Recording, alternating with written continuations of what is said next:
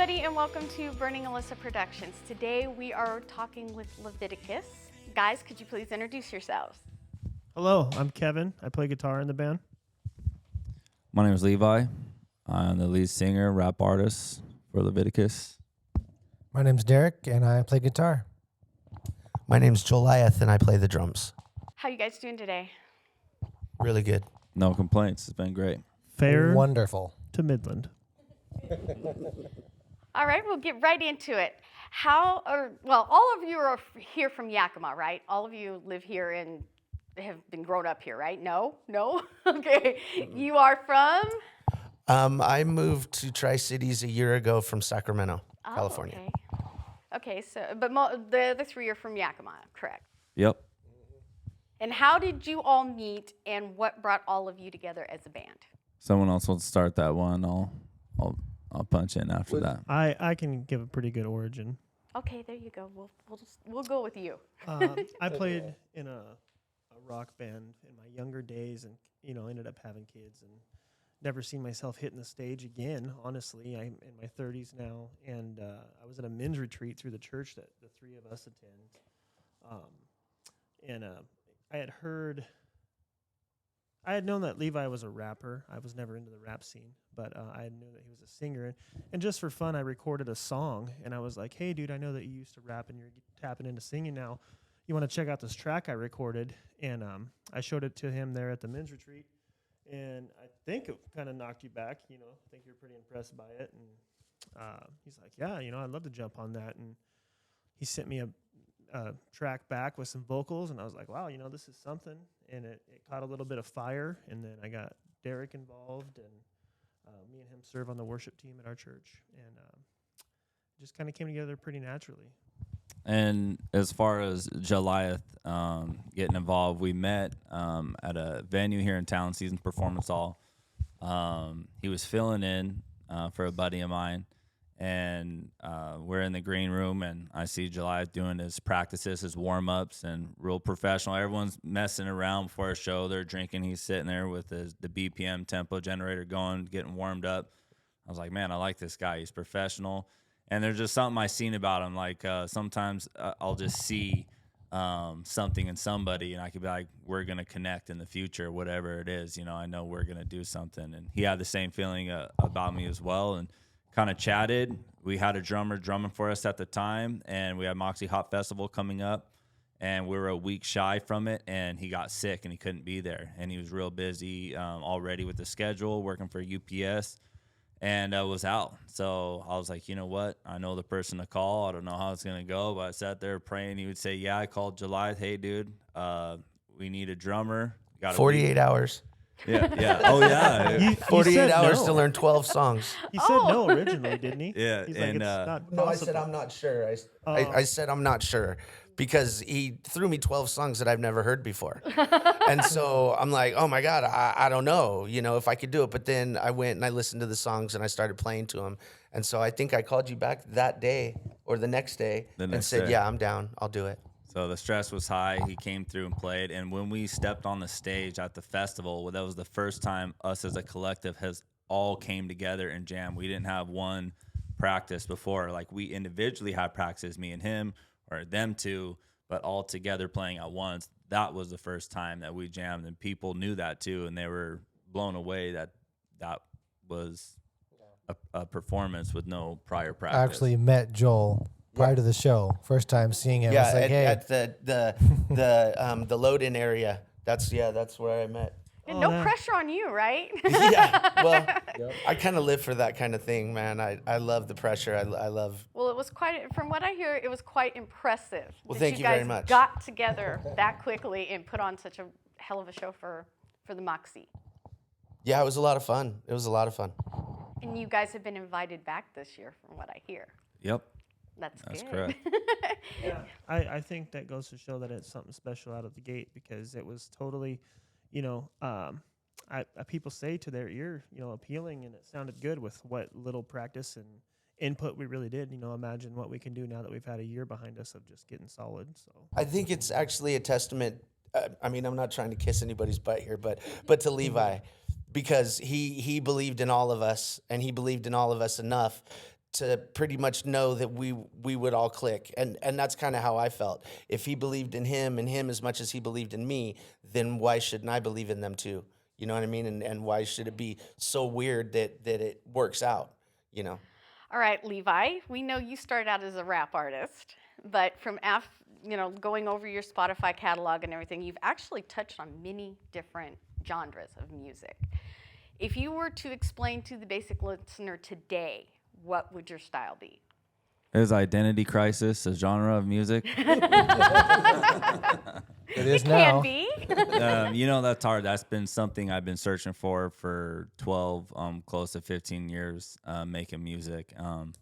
Never been able to dial it in because I have so many different roots pulled from different genres. So I grew up out in the country, so a lot of 90s country, a lot of old, even from the 2000s, 90s rock, alternative rock, post-grunge, new metal, stuff like that I was hooked to. So it was a blend of everything, and I started in radio broadcasting. I had to make jingles in the studio for radio, and as I'm writing these commercials and stuff and putting them to an MP3, I was like, man, I just swapped out the MP3s with some beats every once in a while, and started writing songs.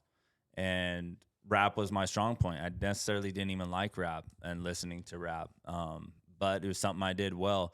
I tried to do a little bit of rock. I hit it. I felt like I tapped into something, hit it. Tried to do some country rap, and some people liked it. I just didn't feel it was myself, and so I was struggling. I hit a point of desperation for years. I started getting depressed because I knew I wasn't being who I was in the music. I felt that my lyrics were real and hitting and vulnerable, transparent, but there was something I was trying to pull out. I was stuck in a box of lack of creativity, and so I made a decision. I said, I want to do a rock song, but I'm not a good vocalist, and I know I can rap, but I can't sing very well. And I made a decision out of desperation to start this rock song, write to it, finish it, mix it, master it, and even if it goes in the trash can, at least I finish it. And I did it, released it, and it was something I was proud of, and something came out of me that I was looking for. And other people heard it too, and they said, this is it. And I feel like after over 10 years of searching for this desperately, I finally hit a point of desperation where I cried out and tapped into this song and didn't care if it was for anybody, didn't try to please anybody. And next thing you know, I found where I feel like is me. And this is a blend of heavy guitars, heavy drums, and you have basically just singing, rapping, and try to just mix it all together. And what would you like or hope for your listeners to take away from your music? To keep everything basic with my music is I tap into struggles and I draw a dark picture, but I always want to reveal a way out, or that has helped me. Basically, like there's a light at the end of the tunnel. I just want to inspire hope in other artists, or not other artists as well, but fans listening, that there's hope, and to not give up no matter how hard it is. So I just have to really paint that dark picture that I was going in to let them know that I've been there, and they only know that by how detailed I pinpoint that certain situation to relate with them, because the relatability will win the connection with some people. And then you have a short window to plant that seed of hope and inspiration. And that's where I try and I pray before I write, like, how can I inspire somebody and be genuine, and to inspire them not to pull the trigger, especially with suicide rates going up through the roof right now. So that does it does explain why you went into writing about sobriety. Could you tell us a little bit about that? Yeah, writing about sobriety, it's something you can't explain somebody how to get sober. It's something that you have to pull inside of you and pull out. And for somebody who has been an addict and know what it's like, you can have 1,000 people helping you and give you everything you want, and if you don't want it for yourself, you're not going to do it. And you got to dig in deep, and you can't teach that to somebody. You can't tell somebody how to do it, but you can inspire them to try to get them in the right sense of mind to make those decisions, one decision at a time. Because when we fall in a pit and we do get addicted, it's not usually just one decision that gets us there. It's many small decisions. And so it's encouraging them to make the many small right decisions to get out of that pit. How has becoming a husband and a father enhanced your music? So it was something I avoided for a long time. I knew getting married, for one, I thought was going to pull me back. So I avoided that, especially having a kid. So I did every method you can think of to not have a kid. And I realized, being married and having a kid, it's pulling out a whole different side of me. It's actually pushed me forward and find a wife that's for me and the vision that we both have, vision I have, and the dreams I have, and how she supports me has actually pushed me a lot further. And now having a son, as being 30 years old, 10 years goes by, it feels like in 2 or 3 years. So it's like, this is my shot now, and I have to be legacy minded. It's not all about myself. So I would have to say, as much as I thought it was going to pull me back, it was the opposite. It's really pushing me forward, going full blown speed at 10 times what I was before, and sacrificing every little bit I have. Is just 10 times harder now too, with time and money, stay at home wife now, working full time, and to the production value that we're trying to be at and gain, it's a lot of money. And so it requires a lot of sacrifice from all of us to pay for the mixing and mastering, and to pay for banners and presentation ads and all that stuff. So all of you do contribute into writing the music, correct? So, and yes, we do. And also, when like Kevin's saying writing music, he's also talking about writing the guitar work, but he still will work on lyrics as well. Joel will give input on lyrics, but yeah, usually when you hear the guitarists talking about writing music, they're, for the most part, they're talking about making the chord progression or the melody or the guitar riffs. I like to say that I bring the lightning and Joel brings the thunder. That is correct. And then you just do the vocals and you follow along, right? I'm just there to have fun. I'm just the after sparks after it hits the tree. Comes together to make the perfect storm. But I really feel like it's the sparks after the lightning hits that catches the rest of the field on fire, Right. Yeah, there it is. Okay, what is your take on the style of music that you're working today? The industry. What do you see in the future? What coming? industry? It's gross. Yeah, exactly. What industry? There is no industry really. I mean, unless you're super lucky and you know somebody, there's really no industry. You know what I mean? We're in a really weird time, and I play music because I love it. Of course, being able to travel and doing whatever would be an awesome thing, but I've been playing music my whole life, and I couldn't live without it. So the industry really, I try not to look at it too much, because when I do, I get really sad, Yeah, it's a really I don't even know how to describe it. I don't want to say dead, but it's suffered. There's a lot. Rap music really took over for a long time, I think, and it raised a lot of, I don't want to say talentless, but just there's hardly anyone that picked up a guitar and learned how to play an instrument anymore. Everything's done digitally. There's nothing organic done the hard way. It's rough to get 5 guys in a room that play different instruments and make something that sounds pretty. That's hard to come by anymore.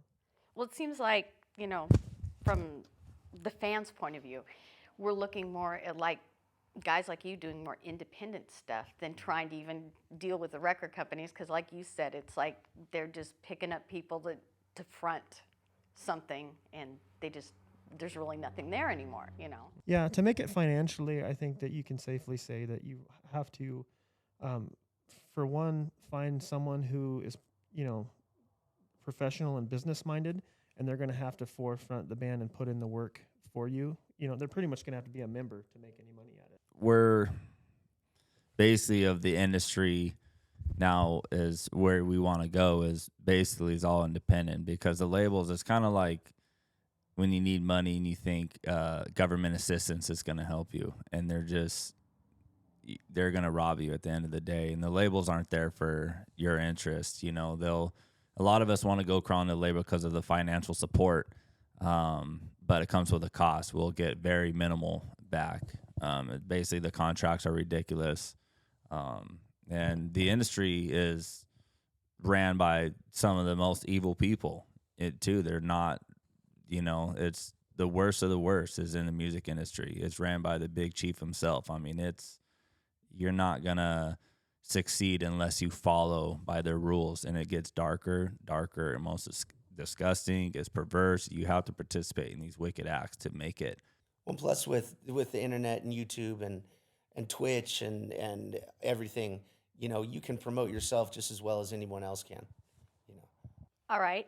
What would be 3 bands that would be your dream to tour with? I would say Korn, Papa Roach, and well, I have to give 4. I Prevail and Architects. I'm weird. I don't. It's hard to say. I got out of rock for so long. I was listening to Dolly Parton and who I would love to tour with, or just like who it would fit with. Well, who would you love to tour with? I mean, it could fit with your music or whatever. Just, dream. Give us a big dream. I think Korn would be up there too, just because I hated on them for a long time, but now I get it. They just bring that heavy and it works, and I love the sound of their music. Lord forgive me, Limp Bizkit. I'm a 90s kid, man. So the Biscuit for sure. And then Papa Roach. We just went and took some time to see them play live, and that was pretty epic, man. You wouldn't think so, but that guy still got it. Bro, those guys crush it every time. Every time. They're from my hometown, from Sacramento. And so, yeah. It's the best show I've ever seen, I think. I'm in agreement with these guys too. I think some of my favorite artists growing up and want to be on tour with is like Breaking Benjamin, Papa Roach, some of the newer young bucks that are hitting the scene right now, making some waves. I Prevail and From Ashes to New. They've been killing it. Probably want to get on tours with those guys. They've been crushing it. I'm gonna go back to high school for me. I'd love to go on tour with Reliant K, Switchfoot, and could be controversial, but the original Creed guys. Love to do that. Oh, yeah. Forgot about them. Creed? Yeah, 3 Doors Down and Candlebox, they're doing their last tour right now. More 3 Doors Down than Candlebox. Yes. I like them. But I can't forget about Deftones too, man. I mean, that's from my hometown as well. And bands like Deftones and Papa Roach and even Korn, even though they weren't from Sacramento, they were from Bakersfield. Yeah. And so they played in Sacramento a lot with the Deftones, and I actually saw Korn and Limp Bizkit play at a little club in Sacramento before Korn was even huge. Like their first album was just released. So. Okay, where is a good place that, your fans can find your merchandise and your music? Merchandise would be our website, Leviticuss.com. That's Leviticus with 2 S's. And to be more specific, Leviticus.com/store. I think it's under. Music, we provide our music on our website for free, so you can download straight to your phone. But usually everybody just likes streaming it, so just on all digital platforms, you can just find us on there. Well, thank you guys for this interview. This has been great. I mean, we had to move a few things to do our interview, but we finally got it done, and I want to see you guys in the future here. Thank you very much. We really appreciate the opportunity. Yes, thank you for your time, and it also helps too because these questions really help us put a lot of things in perspective and get different, hear each other's input, and it kind of just turns our gears too about what's important and brings us back to the fundamentals and the foundation of why we do this, and just something to add, before we end, it's like what's different about this and this team that you're looking at here is a music career is one thing when you're looking for compensation, but this is 4 people here that we have a calling, and the compensation is different for us. That's why, it's a business. Music is business, but it's more than just a music career for us. It's the calling, so it's not about the compensation, and that's why. Because if it was about money, I would have been out a long time ago, and it's not. So it's about winning souls, about planting seeds, and inspiring people for the better. So.